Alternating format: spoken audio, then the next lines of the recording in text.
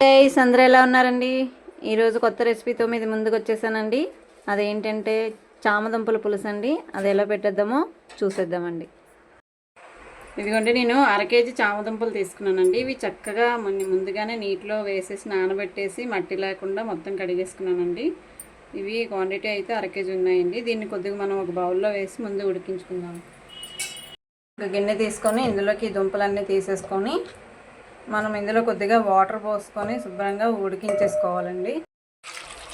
ఈ ములిగే వరకు వాటర్ వేసుకోవాలండి. కొద్దిగా కొంచెం ములిగే వరకు అండి, చాలు. ఇందులో సాల్ట్ అది యాడ్ చేయకూడదండి.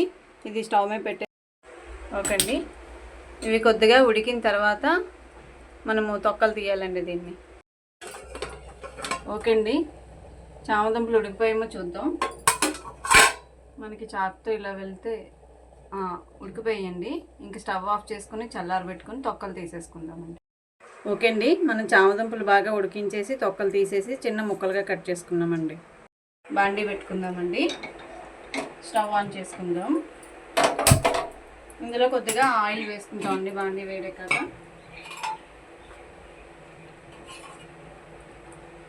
ఓకే అండి, నేనైతే 2 స్పూన్స్ వరకు ఆయిల్ వేసుకుంటున్నాను. అంటే ఉల్లిపాయ ముక్కలు అవి బాగా వేగాలి కదా, అందుకని చెప్పి 2 స్పూన్లు వేసుకున్నాను నేను. ఓకే అండి, ఆయిల్ వేడెక్కింది. ఇందులోకి నేను పెద్ద సైజు ఉల్లిపాయలు 2 తీసుకొని కట్ చేశానండి. ఈ ఉల్లిపాయలు ఇందులో వేసుకొని బాగా వేయించుకుందాం.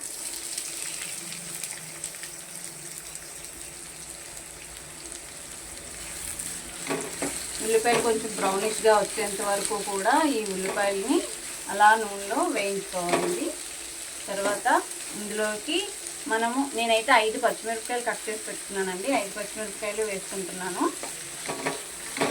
అలాగే ఇందులోకి కరివేపాకు అండి, 2 రెమ్మల కరివేపాకు. చక్కగా ఇవి బాగా మగ్గాలండి. మగ్గిపోయిన తర్వాత మనం మిగతా ప్రాసెస్. ఉల్లిపాయలు కొంచెం బాగా వేగిపోయింది. ఇంకా సిమ్లో పెట్టేసుకొని మనం ఇందులోకి ముందుగా కట్ చేసి పెట్టుకున్నటువంటి దుంపల్ని వేసేసుకుందాం.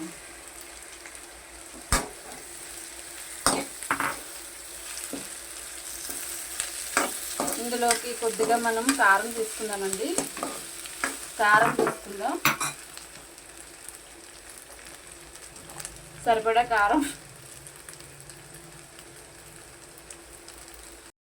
ఓకే అండి, నేను 2 స్పూన్ల వరకు కారం వేసుకున్నానండి.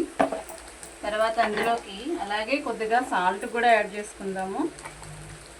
సాల్ట్ ముందుగా కొద్దిగా వేసుకుందామండి. తర్వాత లాస్ట్లో సరిపోకపోతే వేసుకొని దించేద్దాం. ఈ కారం ముక్కలు పట్టేంత వరకు దీన్ని బాగా కలుపుకుందామండి. కొంచెం కొద్దిగా బాగా మగ్గిందండి, ముక్కలు పట్టేసింది. ఇందులోకి నేను ఒక చిన్న సైజు టమాటా వేసుకుంటున్నానండి. చేసేసుకొని చిన్న సైజు టమాటా వేసుకుంటున్నాను, అంటే కొంచెం టేస్ట్ కోసం అండి. అలాగే ఇందులో అల్లం వెల్లుల్లి పేస్ట్ 1 స్పూన్ నేను వేసుకుంటున్నానండి. ఇది కచ్చాపచ్చాగా చితక్కొట్టు వేసుకున్నానండి, గ్రైండ్ చేసింది కాదు. ఓకే అండి, అల్లం వెల్లుల్లి పేస్ట్ కొద్దిగా పచ్చివాసన పోయేంత వరకు వేయించేసుకొని ఇందులోకి మనం ముందుగా ఒక పెద్ద సైజు ఉల్లిపాయ అంతా చింతపండు తీసుకొని గుజ్జు తీసుకొని పెట్టుకున్నానండి. ఆ గుజ్జు నేను వేసేసుకుంటున్నాను. ఇందులో పులుసు కదండి, పులుపు ఖచ్చితంగా తగలాలి.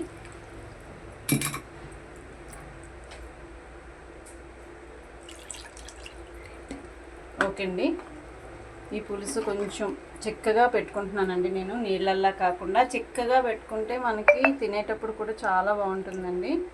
అందుకని చెప్పేసి మనం చిక్కగా పెట్టుకున్నానండి. ఓకే అండి, పులుసు కొద్దిగా మరగనివ్వాలి. ఇందులో కావాలంటే వాటర్ కూడా యాడ్ చేసుకోవచ్చు, మనకు సరిపోతే అక్కర్లేదండి. ఇదైతే చిక్కగానే రావాలి, పలుచగా ఉండకూడదు. కొంచెం టైం పడుతుందండి ఇది మరగడానికి, కొంచెం దగ్గర పట్టాలి.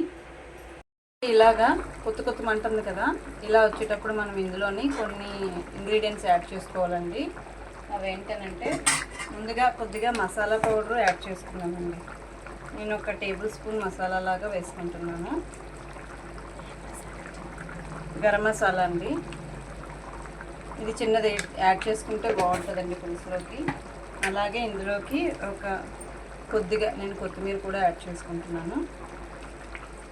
అలాగే ఇందులోకి కొద్దిగా చిన్న బెల్లం అండి. ఏ పులుసు అయినా సరే చింతపండు తగిలితే బెల్లం కానీ కొద్దిగా చక్కెర కానీ వేసుకుంటే ఆ ఘాటు పోయి, పులుపు తాలూకా ఘాటు పోయి మనకి పులుసు అనేది కొద్దిగా చాలా తినడానికి చాలా బాగుంటుందండి. అంటే పులుపు తగ్గుతుంది, కొద్దిగా తగ్గడం వల్ల పులుపు తగ్గిపోవటం వల్ల ఏమవుద్దంటే మనకి కొద్దిగా రుచిగా ఉంటుందండి, ఎక్కువ పులుపుదనం అనేది కాకుండా. ఇలా దీన్ని కాసేపు మనం మళ్ళీ కొంచెం దగ్గరికి అయ్యేంత వరకు దీన్ని బాగా మరిగించుకోవాలండి. ఓకే అండి, మనకి పులుసు అయితే దగ్గరగా మరిగిపోయింది. ఇందులో కొద్దిగా మనం సాల్ట్ చూసేసుకొని, పులుపు కూడా బాగా మరిగిందా లేదా, స్మెల్ వస్తుందా అనేది ఒకసారి చెక్ చేసుకొని, పచ్చివాసన పోయిందా లేదా అనేది చూసుకుందాం. అన్నీ కరెక్ట్గా సరిపోయింది, పులుసు అయితే మరిగిపోయింది. చూడండి, ఇలా ఉండాలి మనకి. పులుసు గరిటతో తీస్తుంటే ఇలా పడాలండి, మరీ నీరులా కాకుండా చిక్కగా ఉండాలి. అలా అని మరీ చిక్కగా కాదు, కొద్దిగా పలచగా ఉన్నప్పుడు దించేసుకుంటే చల్లారాక కొంచెం తోడుకుంటుందండి.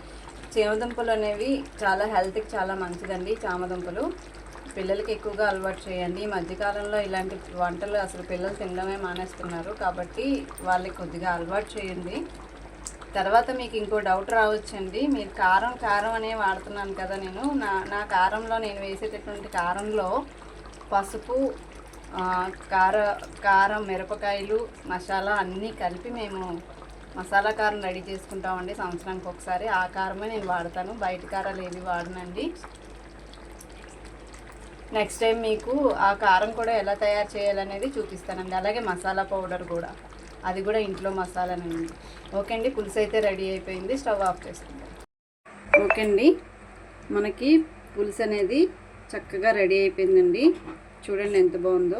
నేను హాట్ బాక్స్లో వేసేసుకున్నాను. ఇది రైస్లోకి చాలా బాగుంటుందండి వేసుకుంటే. ఈ చామదుంపల వల్ల చాలా బెనిఫిట్స్ ఉన్నాయండి. తప్పకుండా మీ అందరూ ట్రై చేయండి. మీకు ఈ వీడియో కనుక నచ్చితే లైక్ చేయండి, షేర్ చేయండి, అలాగే సబ్స్క్రైబ్ చేయండి, మమ్మల్ని ఎంకరేజ్ చేయండి. Okay, thank you for watching.